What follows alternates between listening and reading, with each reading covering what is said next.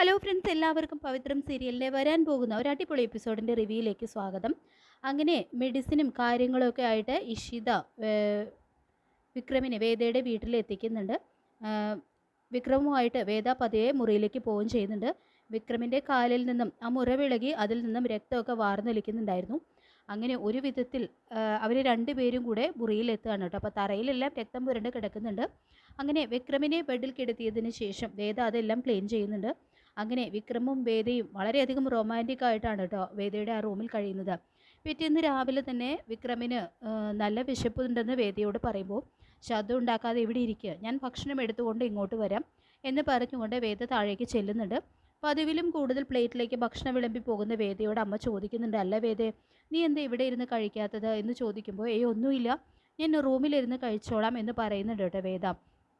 അതെന്താ, ഞങ്ങളെല്ലാവരും ഇവിടെ ഇരുന്ന് കഴിക്കുന്നത് കണ്ടില്ലേ, പിന്നെ എന്തിനാ നീ റൂമിലേക്ക് കൊണ്ടുപോകുന്നത്, അതും ഇത്രയും ഭക്ഷണം നീ കഴിക്കാറില്ലല്ലോ എന്നെല്ലാം ചോദിക്കുമ്പോൾ, എനിക്കിപ്പോൾ നല്ല വിശപ്പാണ്, അതുകൊണ്ട് ഇടയ്ക്കൊക്കെ കഴിക്കാമല്ലോ വിശപ്പ് തോന്നുമ്പോൾ, എന്തായാലും എനിക്ക് വർക്ക് ഉണ്ടാവേ, ഞാൻ റൂമിലിരുന്ന് കഴിച്ചോളാം എന്ന് പറഞ്ഞുകൊണ്ട് അവൾ ഒരു ഗ്ലാസ്സിൽ ചായയും ഗ്ലാസ്സും ഒക്കെ എടുത്തുകൊണ്ട് കഴിക്കാനുള്ള ഭക്ഷണമൊക്കെ ആയിട്ട് മുകളിലേക്ക് പോവാണ്. ഈ കുട്ടിയുടെ മനസ്സിൽ എന്താണെന്ന് അവൾക്ക് മാത്രമേ അറിയൂ എന്ന് പത്മം പറയുന്നുണ്ട് കേട്ടോ. ഇതേ സമയം ദീപ്തിയെ കഴിക്കാനായിട്ട് വിളിക്കുന്നുണ്ടെങ്കിലും ദീപ്തി ആ റൂം വിട്ട് എവിടേക്കും വരുന്നില്ല. അങ്ങനെ വേദ അവിടെ പോയിട്ട് വിക്രമിന് ഭക്ഷണമൊക്കെ കൊടുക്കുന്നുണ്ട് കേട്ടോ.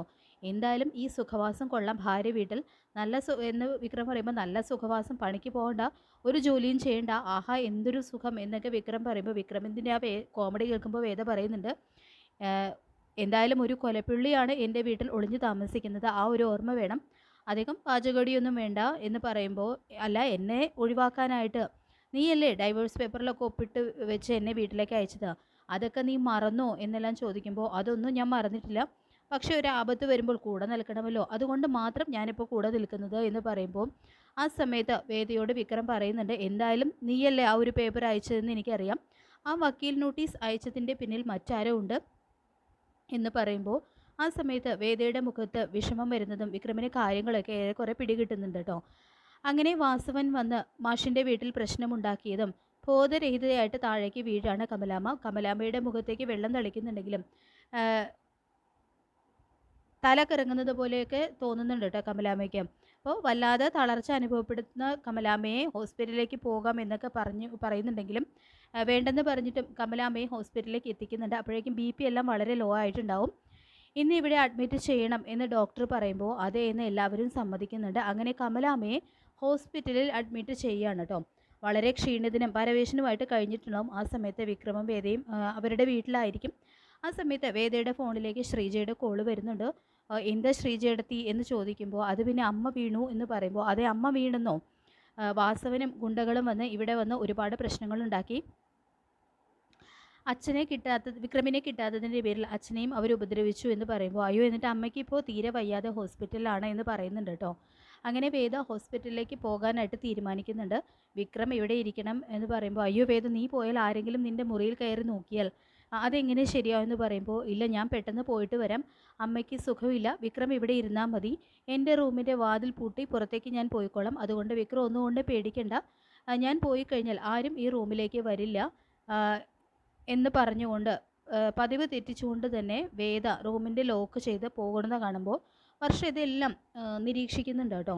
അപ്പോൾ നീ എന്താ റൂം ലോക്ക് ചെയ്ത് പോകുന്നത് എന്ന് ചോദിക്കുമ്പോൾ, അതെന്താ വർഷേച്ചി, എനിക്ക് റൂം ലോക്ക് ചെയ്യാൻ പാടില്ലേ, എനിക്ക് ആവശ്യമുള്ള ഡോക്യുമെൻസും കാര്യങ്ങളും എല്ലാം എൻ്റെ മുറിക്കുള്ളിലുണ്ട്, എനിക്ക് അത് ഇവിടെയുള്ളവരെയൊന്നും അത്ര വിശ്വാസം പോരാ എന്ന് പറയുമ്പോൾ, ഓ സ്വന്തം അച്ഛനെയും അമ്മയെയും വിശ്വാസമില്ലാതായോ, ഒരു ഗുണ്ടയുടെ കൂടെ നടന്നെന്ന് വർഷേച്ചി പറയുമ്പോൾ, അച്ഛൻ്റെയും അമ്മയുടെയും കാര്യമല്ല ഞാൻ പറഞ്ഞത് എന്ന് വേദ പറയുമ്പോൾ, എനിക്കെന്താ എൻ്റെ റൂം ലോക്ക് ചെയ്യാൻ പാടില്ല എന്ന് ചോദിച്ചുകൊണ്ട് വേദ പോവാണ് കേട്ടോ. അങ്ങനെ വേദ ഓടി ഹോസ്പിറ്റലിലേക്ക് എത്തുന്നുണ്ട്. കമലാമ്മയുടെ അവസ്ഥ കണ്ട് വേദയ്ക്ക് വല്ലാത്ത വിഷമം തോന്നുന്നുണ്ട് കേട്ടോ. അങ്ങനെ വേദ കമലാമ്മയെ ആശ്വസിപ്പിച്ചതിന് ശേഷം വീണ്ടും വിക്രമിൻ്റെ അടുത്തേക്ക് വരുന്നുണ്ട്. അങ്ങനെ വിക്രമിനോട് അമ്മയെ കണ്ട കാര്യമൊക്കെ പറയുന്നു. അമ്മ വല്ലാതെ തളർന്നു പോയിട്ടുണ്ട്, വിക്രമിൻ്റെ കാര്യം ആലോചിച്ച് വാസുവിൻ്റെ ഗുണ്ടായുസം കൊണ്ട് തന്നെ അമ്മയ്ക്ക് വല്ലാതെ ആദി കയറിയിട്ടുണ്ട്, വിക്രമിനെ എങ്ങാനും കയ്യിൽ കിട്ടിയാലോ എന്നാണ് അമ്മയുടെ ഭയം എന്ന് പറയുമ്പോൾ, ഞാൻ നിൻ്റെ അടുത്തുണ്ടെന്ന് നീ അമ്മയോട് പറഞ്ഞു എന്ന് പറയുമ്പോൾ, ഇല്ല അറിയാതെയാണെങ്കിലും അങ്ങനെ പറഞ്ഞു പോയാൽ മറ്റാരുടെയെങ്കിലും ചെവിയിൽ അത് എത്തിക്കഴിഞ്ഞാൽ അത് വിക്രമിന് ആപത്താണ്, തൽക്കാലം ഞാനും നിങ്ങളും മാത്രം ഈ കാര്യം അറിഞ്ഞാൽ മതി എന്ന് പറയുമ്പോൾ ശ്രീകാന്തും അതിന് സമ്മതിക്കുന്നുണ്ട് കേട്ടോ. വിക്രമും അതിന് സമ്മതിക്കുന്നുണ്ട്. ശേഷം വർഷയാണെങ്കിൽ ഈ ഒരു കാര്യം ശ്രീകാന്തിനോട് പറയുന്നുണ്ട്. അതായത് വേദ അവളുടെ റൂം ലോക്ക് ചെയ്തിട്ടാണ് പോയത്, അതിലെന്തോ ഡോക്യുമെൻറ്റ്സ് ഉണ്ട്, ഈ വീട്ടിലെ ആരെയും അവൾക്ക് വിശ്വാസമില്ലെന്നൊക്കെയാണ് പറയുന്നത് എന്ന് പറയുമ്പോൾ ശ്രീകാന്ത് അതിനെക്കുറിച്ച് ആലോചിക്കുന്നുണ്ട്.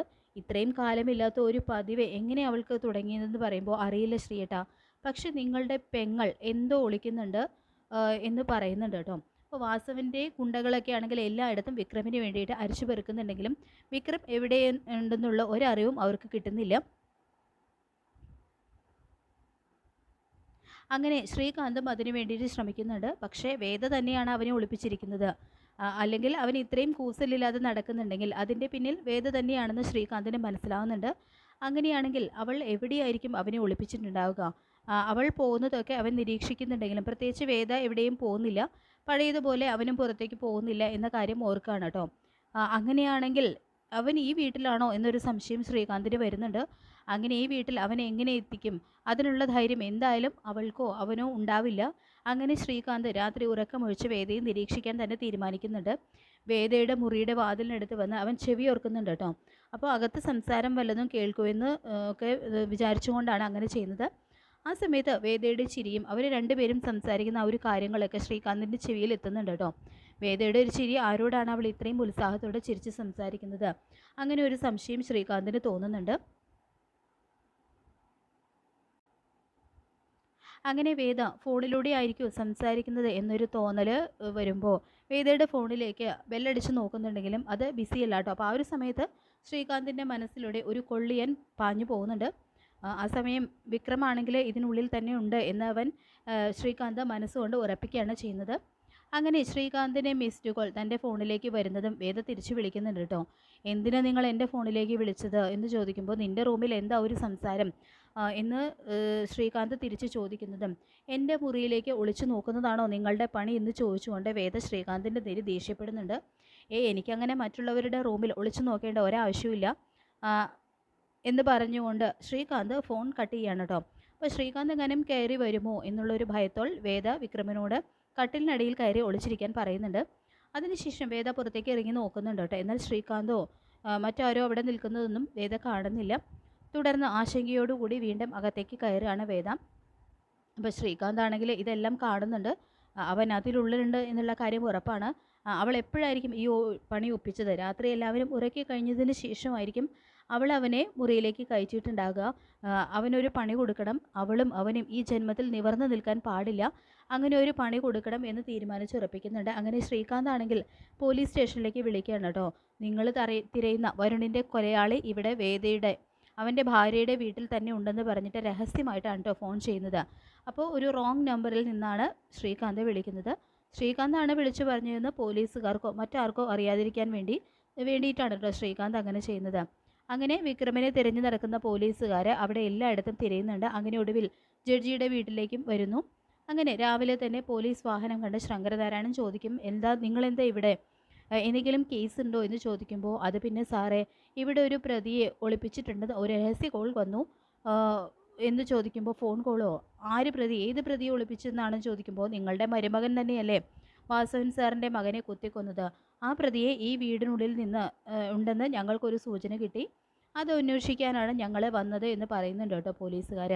അങ്ങനെ ഒരു പ്രതി ഇതിനുള്ളിലില്ല, അങ്ങനെയൊക്കെ പ്രതിയെ ഒളിപ്പിക്കാൻ മാത്രം അധപതിച്ചിട്ടില്ല ഞാൻ. അങ്ങനെ ശങ്കരനാരായണൻ പോലീസുകാരുടെ നേർക്ക് തട്ടിക്കയറുന്നുണ്ട്. എന്തായാലും ഞങ്ങൾക്ക് കിട്ടിയ ഇൻഫർമേഷൻ അനുസരിച്ച് ഇവിടെ ഒന്ന് സെർച്ച് ചെയ്തതിന് പ്രശ്നമുണ്ടോ എന്ന് ചോദിക്കുന്നുണ്ട് കേട്ടോ പോലീസുകാർ. അങ്ങനെ വേദയാണെങ്കിൽ താഴെ പോലീസ് വന്നതൊക്കെ കാണുമ്പോൾ വല്ലാതെ ഭയം തോന്നുന്നുണ്ട്. വേദ വിക്രമനോട് ചെന്ന് പറയുന്നുണ്ട്, വിക്രം പോലീസ് താഴെ വന്നിട്ടുണ്ട്, ഇവിടെ എന്തോ ഇൻഫർമേഷൻ കിട്ടിയിട്ടുണ്ടെന്ന്, വിക്രം ഇവിടെ ഉണ്ടെന്ന കാര്യം അവർക്ക് മനസ്സിലായി കഴിഞ്ഞാൽ ആകെ പ്രശ്നവും എന്ന് പറഞ്ഞുകൊണ്ട്. അപ്പോൾ തുടർന്ന് വിക്രമാണെങ്കിൽ ടെറസിൻ്റെ മുകളിലേക്കും ടാങ്കിനുള്ളിലൊക്കെ ആയിട്ട് ഒളിച്ചിരിക്കുകയാണ് കേട്ടോ. അപ്പോൾ പോലീസാണെങ്കിൽ അവിടെയെല്ലാം മരിച്ചു പെറുക്കുന്നുണ്ട്. എന്നാൽ വിക്രമിനെ കിട്ടില്ലെന്ന് മനസ്സിലാക്കിയ വേദയ്ക്ക് ആശ്വാസം തോന്നുന്നുണ്ട് കേട്ടോ.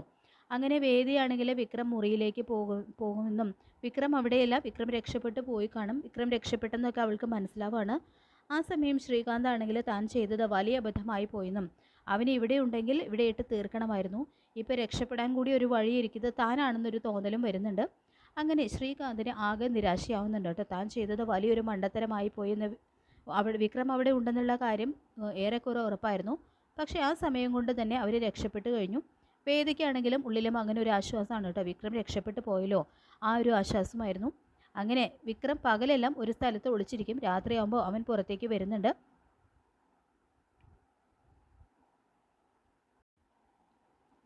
പിന്നീട് വിക്രം അമ്മയെ കാണാനായിട്ട് ഹോസ്പിറ്റലിലേക്ക് പോകുന്നുണ്ട്. അപ്പോൾ അമ്മയുടെ അവസ്ഥ കണ്ടിട്ട് വിക്രത്തിന് വല്ലാത്ത വിഷമമൊക്കെ തോന്നുന്നുണ്ട് കേട്ടോ. തുടർന്ന് അമ്മയെ ആശ്വസിപ്പിക്കുന്നുണ്ട്. മോനെ ഇത് എവിടെയാണ്, നിനക്കിത് എന്താ പറ്റിയെന്ന് ചോദിക്കുമ്പോൾ അമ്മ പേടിക്കണ്ട, അമ്മയ്ക്ക് ഒന്നും സംഭവിക്കില്ല, അമ്മ എന്നെ ഓർത്ത് വിഷമിക്കരുത്, ഞാൻ ഒരിക്കലും അവരുടെ കയ്യിൽ പെടില്ല, വേദ ശ്രമിക്കുന്നുണ്ട് എന്നെ രക്ഷപ്പെടുത്താനായിട്ട് എന്ന് പറയുമ്പോൾ വേദയോ എന്ന് ചോദിക്കുമ്പോൾ അതെ അവൾ തന്നെ, അവൾ പരമാവധി എല്ലാ സത്യങ്ങളും പുറത്തു കൊണ്ടുവരും, വരുണനെ കൊന്നത് ഞാനല്ലെന്ന് അവൾ തെളിയിക്കും, അതുവരെ എനിക്ക് ഒളിവിൽ കഴിഞ്ഞേ മതിയാവും, ഒരിക്കലും വാസവൻ്റെയോ മറ്റുള്ളവരുടെയോ കണ്ണിൽ ഞാൻ പെടില്ല, വേദ എൻ്റെ കൂടെയിടുന്ന വിക്രം അവരുടെ അടുത്ത് പറയുന്നുണ്ട് കേട്ടോ. അങ്ങനെ വിക്രം അവിടുന്ന് പോവുകയാണ്. വിക്രമിന് വേണ്ടി തിരച്ചിൽ നടത്തുകയാണ് കേട്ടോ വാസവൻ്റെ ഗുണ്ടകളൊക്കെ. അതിനിടയിൽ വിക്രം വേദ തൻ്റെ നിലപാട്, അവിടെ വരുണിൻ്റെ കേസ് യഥാർത്ഥ കൊലയാളിയെ പിടിക്കാനുള്ള ഒരുക്കത്തിലായിരിക്കും. പുളിക്കിന് സംശയം തോന്നി പുളിക്കനെയും അറസ്റ്റ് ചെയ്യുന്നുണ്ട് കേട്ടോ. അപ്പോൾ പുളിക്കൻ്റെ വായിൽ നിന്നും സത്യങ്ങൾ വീഴുന്നുണ്ട്. പക്ഷേ ശ്രീകാന്തിൻ്റെ പേരൊന്നും പുളിക്കൻ പറയുന്നില്ല. ഒടുവിൽ നമ്മുടെ വേദ തന്നെ എല്ലാ സത്യങ്ങളും തെളിയിക്കുന്ന ആ ഒരു എപ്പിസോഡിനായിട്ട് നമുക്ക് കാത്തിരിക്കാം. അതിനിടയിൽ നമ്മുടെ വിക്രത്തിൻ്റെയും വേദയുടെയും മുറിയിലുള്ള വളരെ റൊമാൻറ്റിക് ആയിട്ടുള്ള എപ്പിസോഡുകളും ഇനി വരാനായിട്ട് പോകുന്നുണ്ട്. അപ്പോൾ ഈ ഒരു റിവ്യൂ ഇഷ്ടപ്പെട്ടെങ്കിൽ ലൈക്ക് ചെയ്യുക, ചാനൽ കൂടി ഒന്ന് സബ്സ്ക്രൈബ് ചെയ്ത് സപ്പോർട്ട് ചെയ്യുക. താങ്ക്